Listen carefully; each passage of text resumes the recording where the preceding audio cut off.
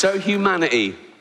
What is humanity? What are we? Well, we've touched upon it there.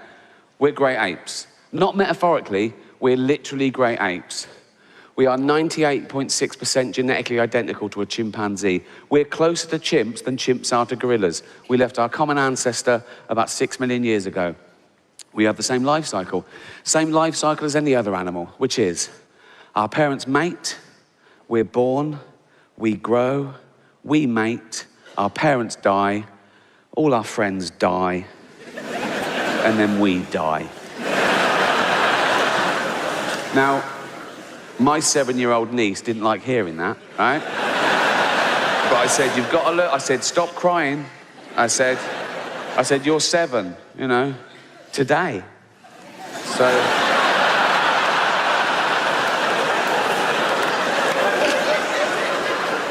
any more grisly and this party's cancelled. So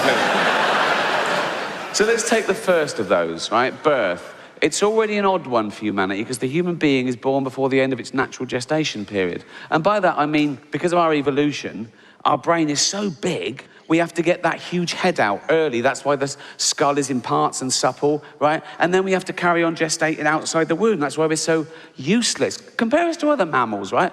A giraffe is walking along, it goes, oh, I'm proper pregnant, right? I'm gonna have a baby giraffe right here, right? Yeah. There it is. See you later, right? And the baby goes, Mum, can I get it's got to be fucking ready, right? We're helpless, right? Just think of that, right? 9 months, we're just growing in this perfect environment, just like that. Just everything's... It's like being a little Kate Bush video, right? And then suddenly, and you're being squeezed out of an hole near an arse. You're covered in shit, they're screaming, you go, I can't breathe. Someone goes, yes, you fucking can, right? That's the first 1 second of life on Earth. You don't know where you are, you can't choose where you're born. I was born in a place called Whitley Estate in Reading, right? Yeah, no, I wouldn't have chosen that. I'd have chosen Hampstead. I did choose Hampstead, it just took me 45 years to be able to afford it, right? Very different, my upbringing, you know, to how I live now. I know I live a privileged life now. Hampstead's ridiculous. Oh, it's a rarefied place, right? It's just like the grandchildren of poets and painters and me, new money, right? But growing up, it was tough. I don't know what it's like now, but in my day, my estate was really sort of rough and scary. It felt like wildlife. I was weak and vulnerable, right? And there was danger around every corner. The school I went to was on my street, and I ran there every day so I didn't get mugged or molested. And there weren't a lot of paedophiles in Reading because the murderers had killed a lot of them, but there was still a couple, right? I moved to Hampstead. Oh, my God, it's no crime. I saw a knife once in Hampstead. It was a palette knife. Just a bloke just painting, oil painting, in the middle of the street, broad daylight. No one was gobbing on it or calling him Bender. It was weird, right? So, I know my life has changed drastically, but it wasn't always like that. And the reason I'm telling you this, as a famous person, you sort of read about yourself, you know, gossip and, you know, Twitter and everything. And one thing kept cropping up, even when I was preparing for this tour, people saying, oh, he's out of touch. He's so famous, he's rich, he's mega rich. I am. I could have this place burnt down for a laugh.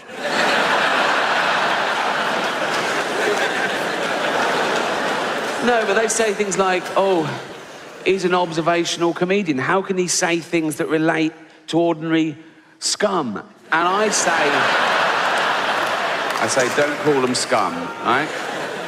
But even the papers, they try and get around to it. I do interviews, and they'll always be able to say, oh, do you always fly first class? I go, no, often private. Right?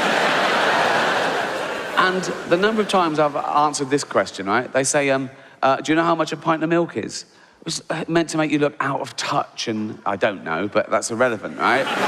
Next time a journalist asks me that, I'm going to say, I don't know, mate, but here's £1,000. Run and get me one, will you? Is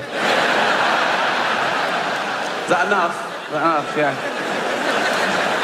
There are more drastic forms of protest, though, than marching and leaflets. In 1963, a Vietnamese Buddhist monk, as a protest against the Vietnam regime, went out into a public place, set himself alight and burnt to death. Did no good, because that's not a threat or a deterrent.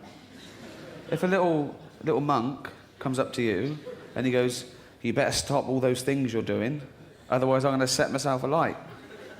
You're going to set yourself alight.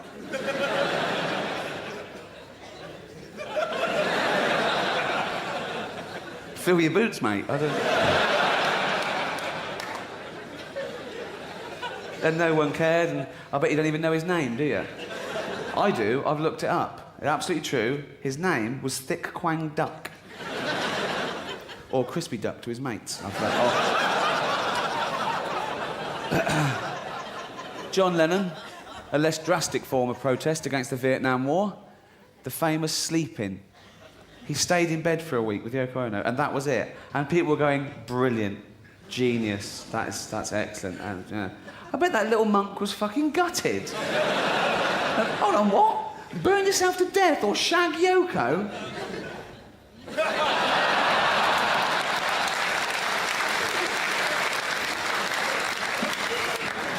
Oh, I love it when rock stars get involved. I absolutely love it. The political song. Ooh. Look out, mate, he's got a guitar. He's saying what he thinks in C. It's okay when it's people like, Bob Dylan, but I love it when pop stars have a go. Yeah. Do you remember Culture Club's classic? They'd been singing Karma Chameleon for too long, and they came up with the war song. Ooh. And in that, they go, war is stupid, and people are stupid. How's that going to change your mind? I mean, if you're into war, you're loving war, you love it, it's your favourite thing. You go, I mean, you're in a plane, you're going to bomb the shit out of a country. Oh, I can't wait to get there, I love bombing people. Oh, nearly there, put the radio on. Oh, war is stupid and people are stupid. We're going home. Boy George there, he piled on the pounds when he gave it the smack, didn't he?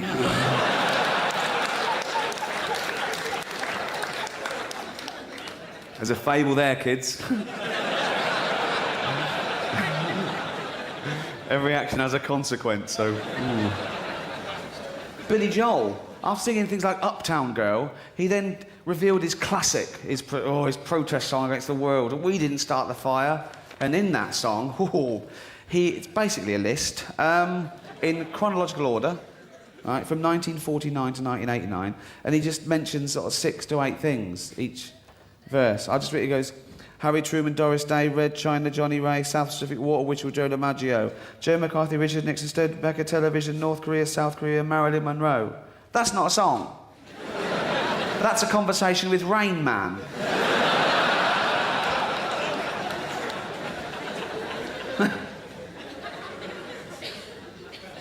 I think the first protest song that actually made a difference was Do They Know It's Christmas?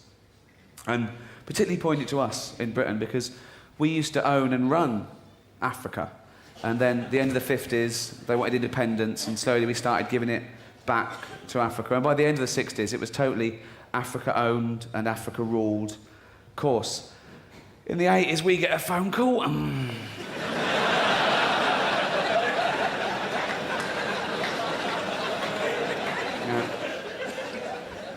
Thatcher answers, hello. Hello, it's Africa. What do you want? We're all starving and that. Oh, starving. Don't give me that phone. You should have thought of that before you wanted independence. Yeah, we didn't know there was going to be a drought. Drought? I'll give you a fucking drought. In the long hot summer of 1976, we had a hosepipe ban in Reading. Yes. In drought. My poor mum having to make loads of journeys with a bowl of water for the lawn. Under the cover of darkness. With her back. We've all got fucking problems, mate. Drought. There was a government advert at the time that said, save water, have a bath with a friend. Which I did. I say a friend, he was more a friend of my granddad's.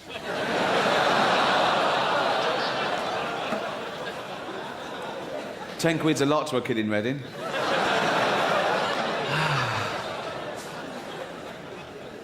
We used to call him Grandad Charlie, actually.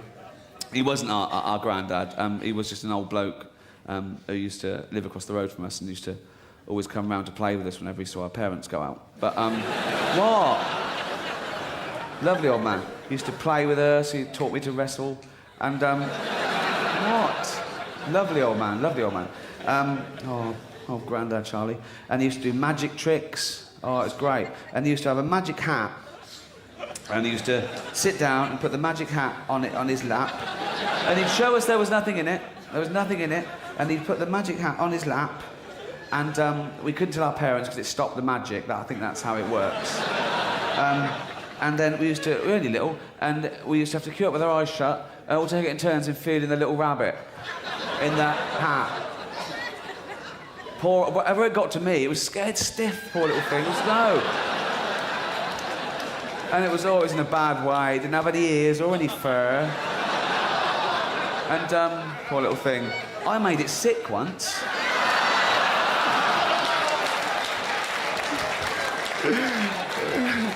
It's not true.